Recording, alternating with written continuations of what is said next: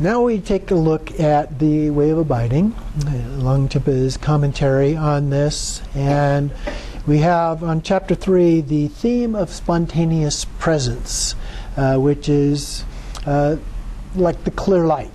This is associated in the introduction with Togal now, and primordial purity is the term that is associated with Trekcho. So Togal is sometimes referred to as being skillful means, whereas Trekcho is the wisdom aspect. So it begins by saying, now all phenomena are shown to be timelessly and spontaneously present. And so what he's doing through all of these different sections is showing different ways in which that is to be the case. So it begins with revealing the key point. First, spontaneous presence is shown to be like a gem, and this would be a reference to a wish-fulfilling gem for the most part, although pieces of it would refer to more of an ordinary gem, but those could be characteristics of a wish-fulfilling gem as well. And so here in the root text, starting on the third line there, like a gem that provides everything, awakened mind serves as the ground that is the source of all phenomena of samsara and nirvana. And so in his commentary, just as the original qualities of a gem are always naturally perfect, so awareness, awakened mind, is always spontaneously present as the basic space or ground of all phenomena. Its essence has never existed as anything, while its dynamic energy arises as anything whatsoever. So the essence is beyond concepts, beyond labels, all those kinds of things. And the energy, or dynamic energy, is what allows the various appearances to come up in our mind. So the ground, the essence, is what allows those things to appear, and then the energy is the actual manifestations of them.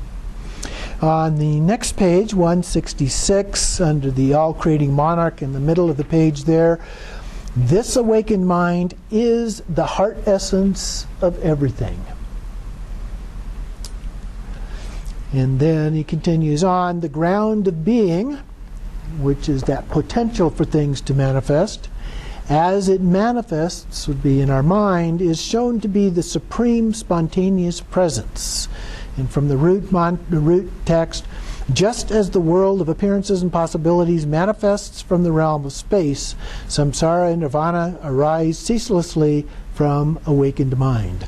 Just as various dreams occur during sleep, the 6 kinds of beings and the 3 realms arise within the context of ordinary mind. And then on the next page, toward the bottom, non-duality is shown to be spontaneous presence. So we're going through different things. The ground of being, previously, now non-duality. And in the last few lines here, 3 lines, he says that this is impure and pure, yet even in manifesting, neither is better or worse, for they are of one basic space, so the non-dual. It's empty of inherent existence, it's the nature of awareness, and so forth. Both qualities of being non-dual. At the top of the next page, he says, the ground of being, awareness, is awakened mind. And then down below, the 3 kayas are shown to be supreme spontaneous presence. And so about halfway through the root text there, self-knowing awareness, the ground of being, is similar to that crystal sphere. Its emptiness is the nature of Dharmakaya. Its naturally radiant lucidity is the Sambhogakaya. And its unceasing avenue as the ground for arising is Nirmanakaya. So he's using that crystal as a metaphor and how we can understand the 3 kayas.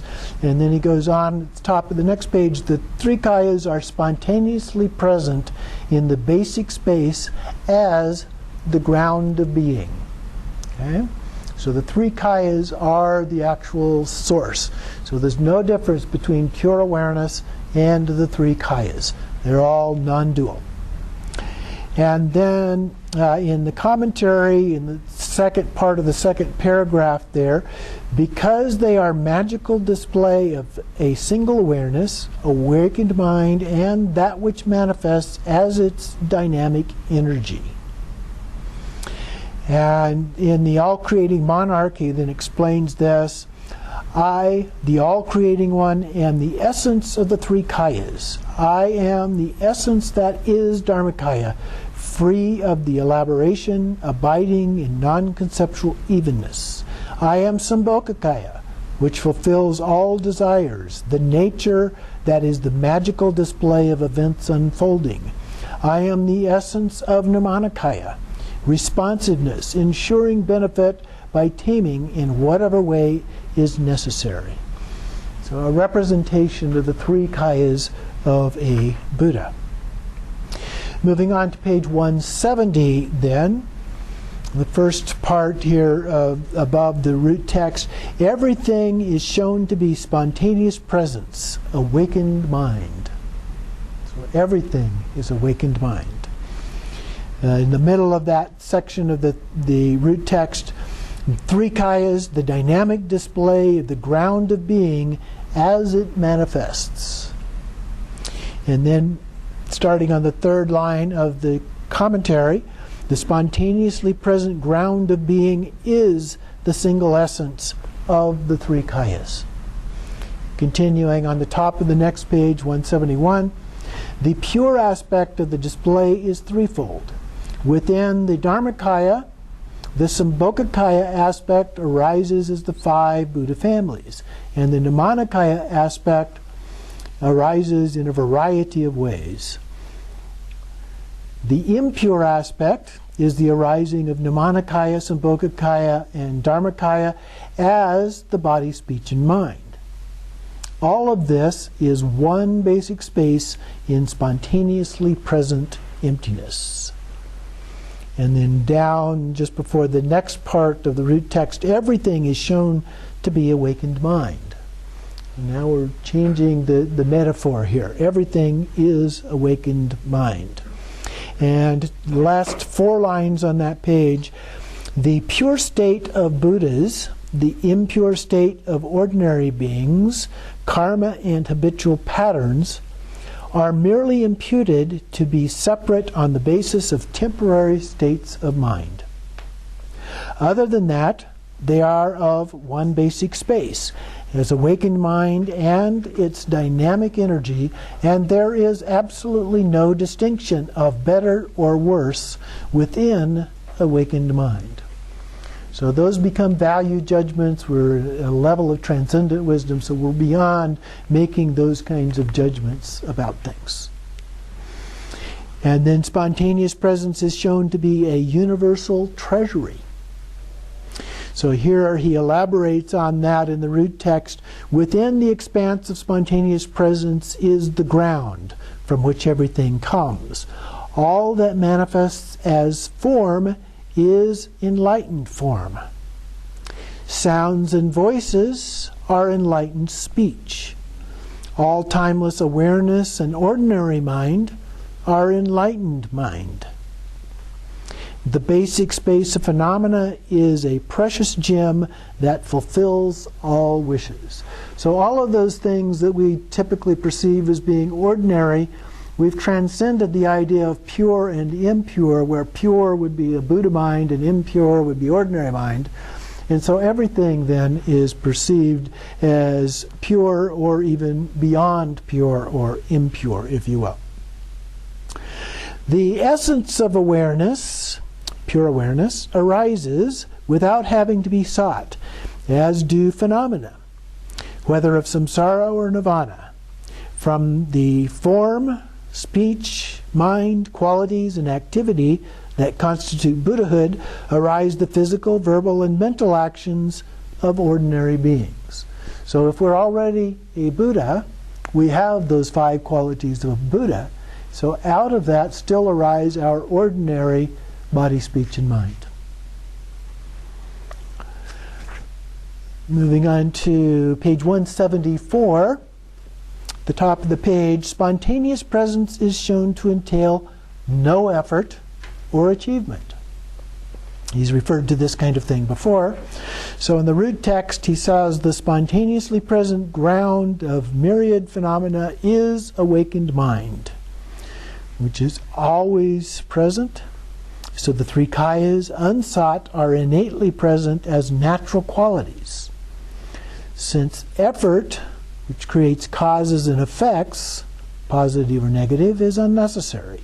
Immerse yourself in genuine being, resting naturally with nothing to be done. The expanse of spontaneous presence entails no deliberate effort, no acceptance or rejection.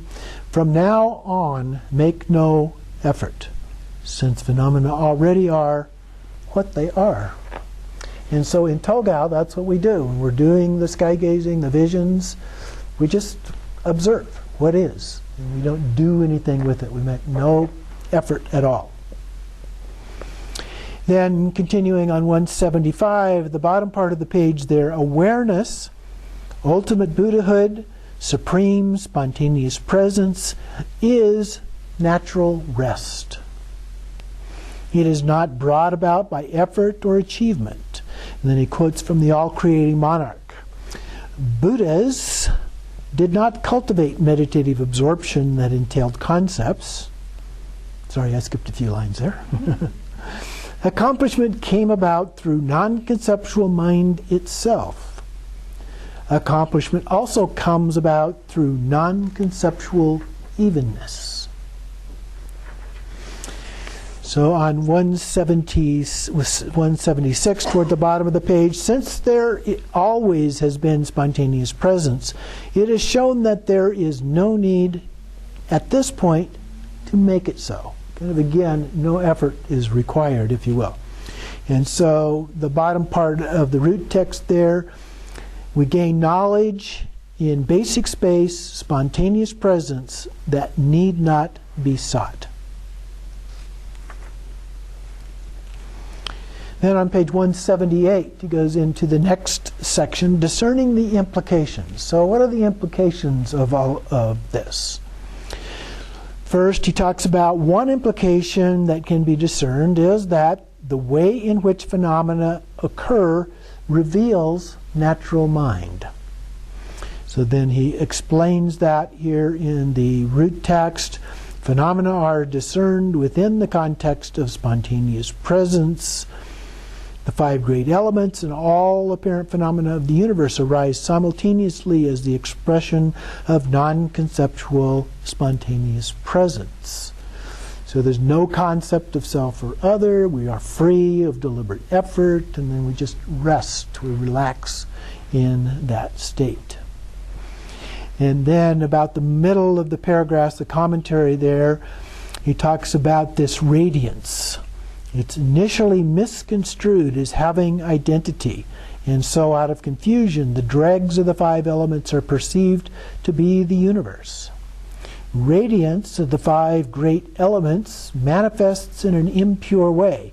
Once this is understood, the five elements abide within their own context in a naturally vivid manner without being thought of as self or other. So we begin to transcend, if you will, the idea of the five elements and how those manifest in our everyday lives.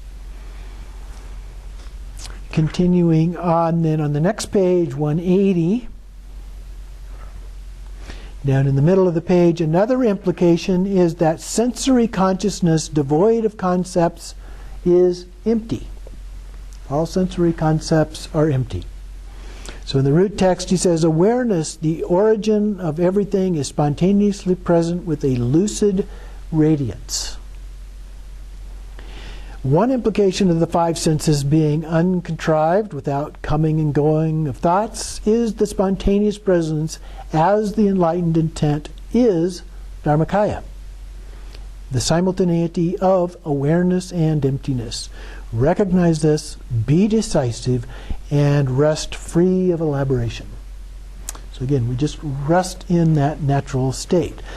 Thus, when the five kinds of sense objects manifest outwardly, one rests inwardly in lucidity of naturally unsullied awareness.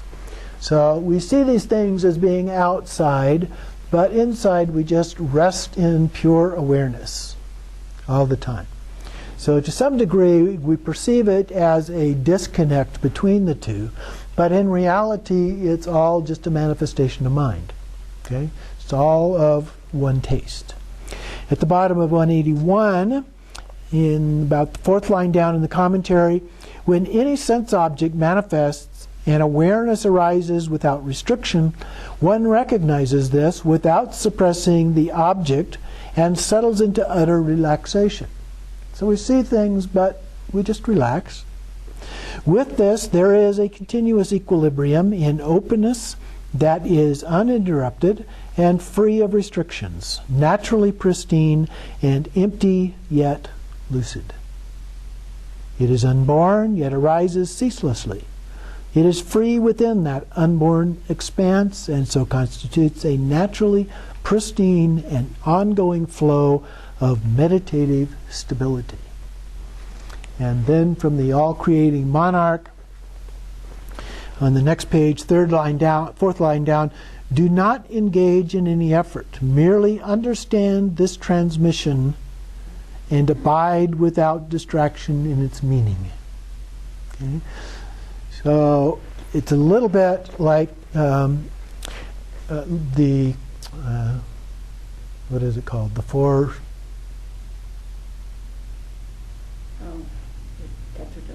No. The four levels of understanding something and looking at them. That at that fourth level we transcend and we go into the ultimate level of meaning, and we don't get caught up in the lama or the words or the relative meaning and all of those kinds of things, but we go immediately on to that higher level of understanding all of those things. So we don't get caught up in things like meaning of things. In the middle of the page, another implication that is that spontaneous presence is a supreme state of unperturbable rest. And then the commentary on that, just as the universe is contained within space, samsara and nirvana are totally contained within the essence of awareness. So regardless of what manifests, consciousness of its arising is allowed to rest imperturbably in its natural place, ensuring freedom from thought and expression based upon concepts. So thoughts, concepts do arise, but we don't get attached to those. We just let them arise, we let them abide, we let them drift away. And so they come and they go, but we don't get caught up in that. We just rest in the natural state of the essence of awareness. And then toward the top of the next page, and the reverberation of sound states, given the confusion of the impure state of being, the key point is to rest imperturbably without manipulating the avenues of the sense faculties. Not to deviate from this is the fifth instruction. Things appear without being reified as objects. So we don't give them labels, names, and so forth. They appear, we just observe them. While mind arises without being reified as a subject. So neither one gets reified as a thing. The eyes see without analyzing. One is led along the path of ineffability, the nature of phenomena. One is brought to the ground of being that has nothing to do with view or meditation. One merges with effortless fruition in which nothing need be done. In this, one does not dwell in the limitations of apparent phenomena. That's a good summary. Then, another implication, down toward the bottom, is that spontaneous presence is free of deliberate effort. And so, at the top of the next page, the commentary, he says, since phenomena are not deliberately produced, they do not waver from the ground of being, their natural place of rest. Within the enlightened intent of victorious ones, one rests without moving, speaking, or thinking. So we just rest, we observe, things happen, we let them happen without getting caught up in them, disturbed by them, enraptured by them, or anything else. We just let them be as they are.